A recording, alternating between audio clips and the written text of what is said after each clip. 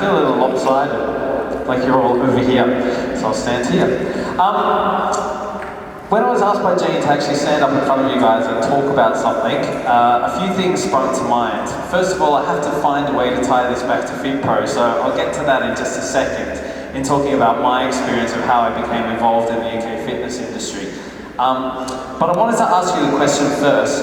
Who truly believes that nice guys finish last? Stony silence from the whole crew. Does anyone actually truly believe nice guys finish last? I just want you to have a think about that, because my little couple of minutes here, I actually want to spend talking about being nice in the fitness industry and how much further you'll go by actually having a good attitude by what you do, and also with your perceptions around what is actually good in fitness. I actually am in a privileged position at the moment. I feel like most of the 15 years that I've spent in this country are starting to pay off in working with some bigger brands in the fitness industry, including brands like Gravity, Nike. I do some work for Total Gym, I do some work for a physical company, as well as FitPro. And it's kind of come to a point where it's all coming together nicely for me. But when people come to me early on and say, how do you actually become a presenter? My first thing to them is to actually start networking. And an event like this is actually great to get out there and develop the contacts that you're going to have, and to actually put forward your views, but to always remain open to other people's views. There are 18 sessions to choose from in each and every category at the FitPro event. And what your job is, I think, as a fitness professional, is to expose yourself to as many different types of things that you can, and always come to it with an open view.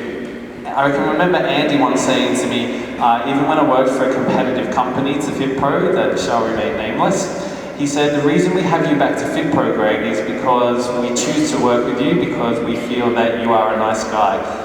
And so despite actually working for a competitive company, it's nice to have you around, which was a compliment. But I thought, if you want to move ahead in the industry, actually making sure that you keep an open perspective is what I've actually built it around. I first came into the country in 1998. I was put straight onto a FitPro tour. And it was strictly Group X back then. It was all step and aerobics, and that was my background. And talking a little bit more about what Jane said, it's the idea that if you can keep evolving and keep moving in new directions, embrace these changes that are happening for not only Group X, for PTs as well. For the PTs, if you want to shift into Group X, it's not all about music and sticking to the beat and having to worry about 32 count combos. You can actually use the methodologies and the skills that you already know and transfer them easily into the Group X studio. For the Group X people, you should look to the PTs because it's their methodologies that are the future. Okay, Andy's already spoken about the idea that in America, most of the Group X classes, and you'll see sessions being done here already this week, advanced bodyweight training, Tabata, HIIT type sessions, that's what's being done now. And that's what we're going to preview a little bit of here today, and hopefully inspire you guys on to make the change as well. The last thing I want to talk about is perceptions, okay? Just keep in mind as well, because we get a lot of, I also work for a training company who constantly looks for new people, either as tutors or presenters, and we do take on a lot of people at that training company to get out there and start working in the industry.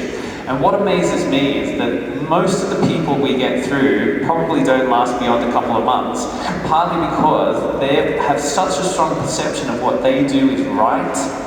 Okay, and what I want to point out to you guys and to them is that what you do is right for you, yeah? And if it has effective results for your clients, then that's fantastic.